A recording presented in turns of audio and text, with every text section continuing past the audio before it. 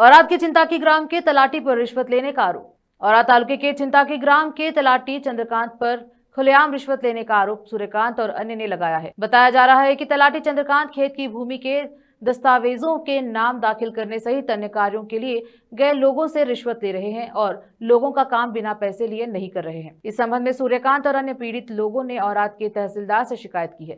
इस संबंध में सूर्यकांत और सीपीआई के वरिष्ठ नेता बाबूराव हुन्ना ने मीडिया से बात की। कैमरामैन पपुराज का कवरेज। ಕೇಂದ್ರ ಮತ್ತು ರಾಜ್ಯ ಸರ್ಕಾರದಲ್ಲಿ ಭ್ರಷ್ಟಾಚಾರ ಮಿತಿ ಮೀರಿದೆ. ಯಾವುದೇ ಕೆಲಸ ಮಾಡ್ಕೊಳ್ಬೇಕಾದ್ರೆ ಜನಸಾಮಾನ್ಯರು ಹಣ ಕೊಡಬೇಕಾಗ್ತಾಯಿದೆ ಲಂಚದ ರೂಪದಲ್ಲಿ.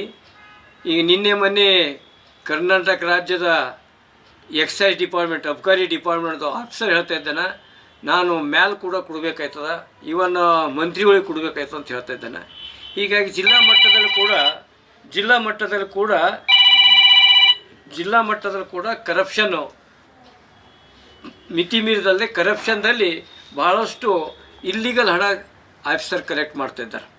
ಫಾರ್ ಎಕ್ಸಾಂಪಲ್ ಮ್ಯೂಟೇಷನ್ ಆಗಲಿ ಅಥವಾ ವಂಶಾವಳಿ ಆಗಲಿ, ಇದು ಕೊಡಬೇಕಾದ್ರೂ ಸರ್ಕಾರದ ಅಧಿಕಾರಿಗಳು ವಿಳಂಬ ಮಾಡ್ತಾಯಿದ್ರೆ ಅರ್ಥ ಏನಂದ್ರೆ ಅದರಲ್ಲಿ ಏನೋ ಬೇಡಿಕೆ ಅದ ಅಂಥೇಳಿ. ಫಾರ್ ಎಕ್ಸಾಂಪಲ್ ಈಗ ಬರ್ದಾಪುರ ಅವರ ತಾಲೂಕದ ಒಂದು ಸಣ್ಣ ಹಳ್ಳಿದಲ್ಲಿ ಈ ಒಬ್ಬ ವ್ಯಕ್ತಿದು ಹೆಸರು ಬದಲಾವಣೆ ಪಾಣಿದಲ್ಲಿ ಮಾಡೋ ಸಲುವಾಗಿ ಅಲ್ಲಿದ್ದಂಥ ಆಡಳಿತಾಧಿಕಾರಿ ಸುಮಾರು 30,000 ರೂಪಾಯಿ ಕೇಳಿದ್ದು ಮತ್ತು ವಿಡಿಯೋ ಕೂಡ ರಿಲೀಸ್ ಆಗಿದ್ದು ನೋಡಿದ್ದೆವು. ಆ ವಿಡಿಯೋದಲ್ಲಿ ಅವ ಹಣ ಎಣಿಸಿ ತನ್ನ ಪಾಕೆಟ್ದಾಗ ಇಟ್ಕೊಂಡಿದ್ದು ಕೂಡ ಆ ವಿಡಿಯೋದಲ್ಲಿದೆ. ಇದೆಲ್ಲ ನೋಡೋದು ಏನಾಯ್ತಂದ್ರೆ ಅಧಿಕಾರಿಗಳು ಲಂಚ ತಿನ್ನಲಿಕ್ಕೆ ತನ್ನ ಕೆಳಗಿದ್ದಂಥ ಅಧಿಕಾರಿಗಳ ಮೇಲೆ ಒತ್ತಡ ತರ್ಲತ್ತಾರ. ಮೇಲಧಿಕಾರಿಗಳದು ಸಾಜಿಸಿಲ್ಲದೆ, ಅವ್ರದ್ದು ಪ್ರೋತ್ಸಾಹ ಇಲ್ಲದೆ ಈ ಕೆಳಗಿನ ಅಧಿಕಾರಿಗಳು ಲಂಚ ಅಷ್ಟು ತಗೊಳ್ಳೋದಿಲ್ಲ. ಆದರೆ ಈ ಲಂಚದ ವಿಷಯದಲ್ಲಿ ನಮ್ಮ RTI ಕಾರ್ಯಕರ್ತರು ಅಲ್ಲಿ ಇಲ್ಲಿ ಅರ್ಜಿ ಹಾಕ್ತಾಯಿದ್ದಾರೆ.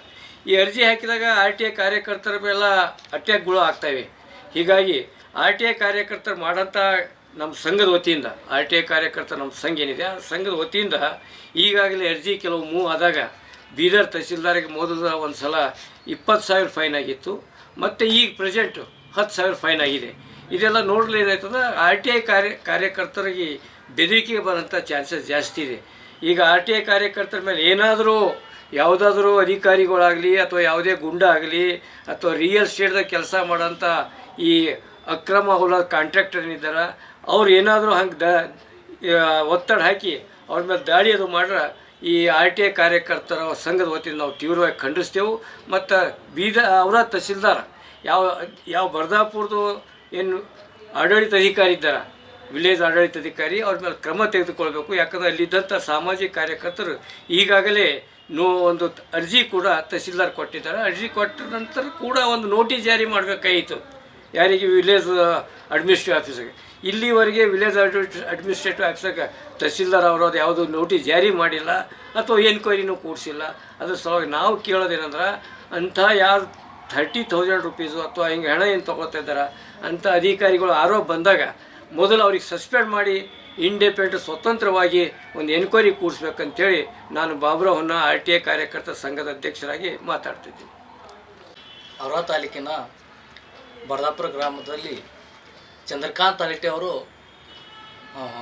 ಹೊಲ ಬದಲಾವಣೆ ಮಾಡೋಕ್ಕೋಸ್ಕರವಾಗಿ ಒಂದು 2-3 ಬಳಿ 30,000 ರೂಪಾಯಿ ತೊಗೊಂಡಿದ್ದು ವಿಡಿಯೋನೂ ಇದೆ, ನಮ್ಮ ರೆಕಾರ್ಡಿಂಗ್ ಇದೆ. ಮತ್ತು ಅವರು ಹೆಂಡತಿ ಮತ್ತು ಅವರಾಗಿ ಫೋನ್ ಮಾಡಿ ಶಾಂತಕುಮಾರ್ ಬಾಗಲಕೋಟೆಯವರಿಗೆ ನೀನು ಯಾಕೆ ವಿಡಿಯೋ ಹೆಂಗೆ ಮಾಡಿದ್ದಿ ಅಂತ ಹೇಳಿ ಜೀವ ಬೆದರಿಕೆನೂ ನೀಡ್ತಾಯಿದ್ದಾರೆ ಸರ್. ಹಾಗಾಗಿ ನಾವು ತಹಸೀಲ್ದಾರ್ ಹೋಗಿ ಮನವಿ ಕೊಟ್ಟಿದ್ದೇವೆ, ಅವರು ಇನ್ನೂ ಏನು ಕೆಲಸ ಮಾಡಿಲ್ಲ. ಮತ್ತು ಡೆಪ್ಟಿ ಆಫೀಸರ್ ನಾಡ ಕಚೇರಿಯಲ್ಲಿ ಒಂದು ದಿವಸ ಹೋಗಿದ್ದೇವೆ, 11:30 ತನಕ ಕುಂತಾರೆ ಶಾಂತಕುಮಾರ್ ಅವರು. ಅಲ್ಲಿ ತನಕ ಖಾಲಿ ಆಫೀಸೇ ಖುಲ್ಲ. ಅದು ಸುದಕ್ಕೆ ನಮ್ಮಲ್ಲಿ ವಿಡಿಯೋ ಮತ್ತು ಫೋಟೋಗಳು ಇದ್ದೇವೆ ಸರ್. ಎಲ್ಲ ಇದ್ದರೂ ಸಹ ನಾವು ತಹಸೀಲ್ದಾರ್ಗೆ ತೊಡೆದು ಸಹ ಅವ್ರಿಗೆ ಆ್ಯಕ್ಷನ್ ತಗೋತಾಯಿಲ್ಲ ಅಂಥೇಳಿ ಅವ್ರ ಮೇಲೆ ಕಾನೂನು ಕ್ರಮ ತಗೋಬೇಕಂತೇಳಿ ನಾನು ಎಲ್ಲ ಮಾತಾಡ್ತೀನಿ. ನನ್ನ ಹೆಸರು सूर्यकांत, बरदापुर। अन्य जानकारी के लिए चैनल को लाइक, शेयर, सब्सक्राइब जरूर करें। धन्यवाद।